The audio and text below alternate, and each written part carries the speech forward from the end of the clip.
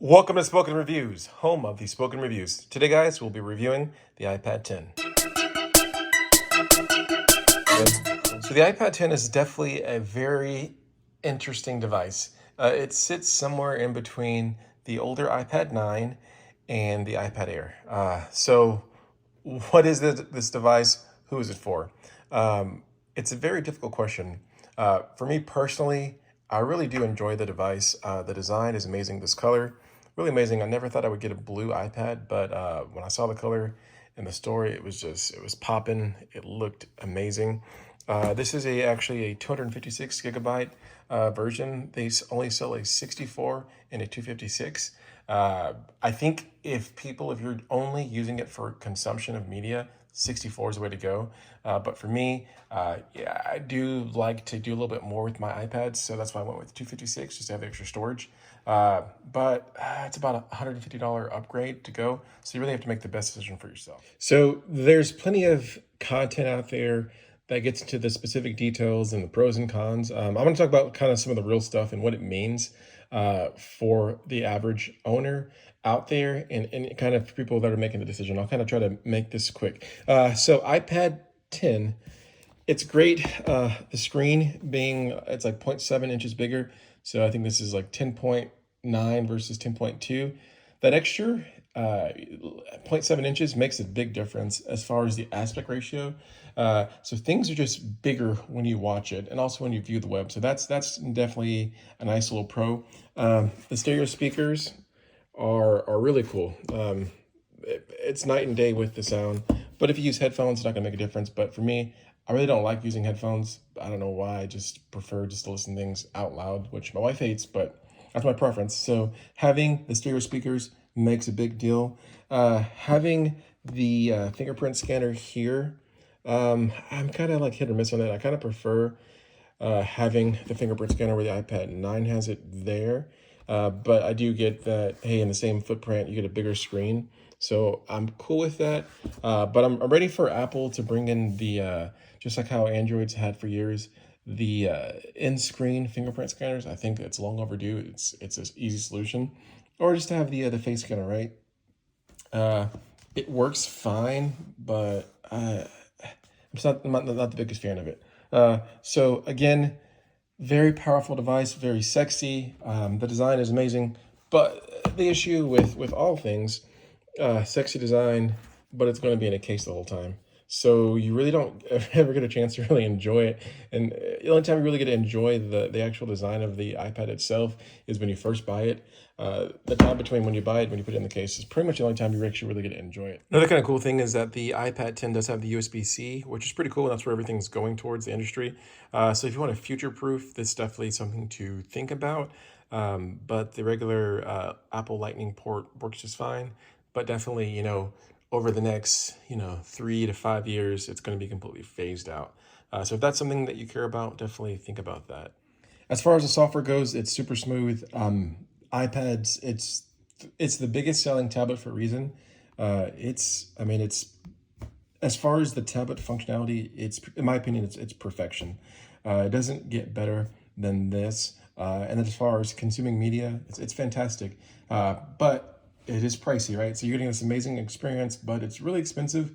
And the next step up is so close, it makes it very hard to kind of decide, right? So like if you pay just a little bit more, you can get an iPad Air, which is significantly better screen, but it's also older, but very similar design, right? So the iPad Air came out in like 2021, the last one. So you can get an iPad Air for just a little bit more, or you can pay significantly less and get an iPad 9, and you'll save yourself about $200 for the same 256 capacity. So it makes it very difficult to decide, unless you're trying to, edit hardcore videos on your iPad or, do some deep computing functionality. This could be overkill for a lot of people. But since it has the A13 Bionic chip versus the A12, it's going to last longer, right? So if you're thinking about it in a standpoint of, hey, I want this iPad to last, 6 to 8 years, which is very possible because my last iPad that broke, I had that iPad for 5 years, and I'm probably going to get the screen fixed and give it to my kids. iPad still is going strong, right? And that's the iPad 6.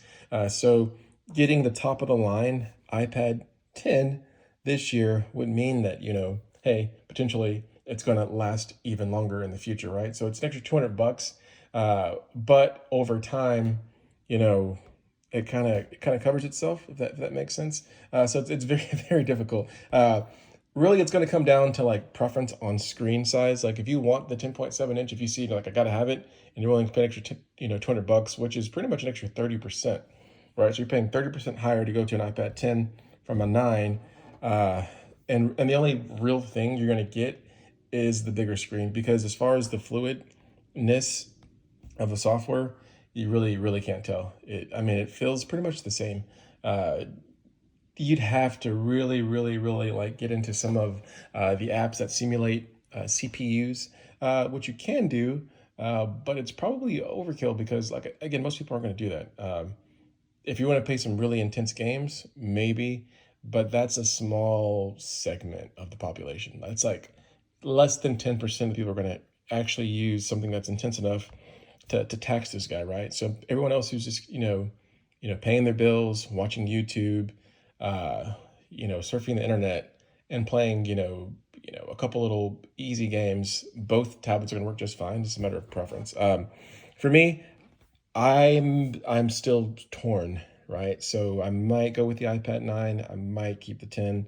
I don't know yet. I'm leaning towards going with the 9 because saving 200 bucks is 200 bucks. But the extra, 0.7 inches is pretty cool, right? And sometimes you got to treat yourself. I don't know if treating myself equals spending an extra 200 bucks though, an extra 30%, right? To be determined. Anyways, guys, hopefully this is helpful. Again, real life, what's going to matter is the bigger screen and the speakers. That's the reality of what's going to matter. Everything else, it's kind of in the wash. Like you can go spec for spec, and by all means, do that if you want to. If you want the biggest and baddest, clearly get the Pro. If you want the most affordable but cool, then it's between the Air and the iPad 10. Again, I'm a big fan of the 10. I just wish it was cheaper. Hey, maybe next year, potentially, maybe they'll lower the price and have like an iPad 11. And then if this was $400, easy choice. Like, yeah, 100% easy choice. But the fact that this is like 600 bucks makes it very difficult. This should be a $400 tablet, by all means. They should have gotten rid of the 9. They should have made the 10, or they should have dropped the 9, even lower, and then, made this a $400 tablet. But instead, Apple, they do this like ladder pricing where they make something just a little bit more or a little bit less to make it really confusing for the consumers. But anyways, guys, hopefully you like this quick video on just kind of some of the reality.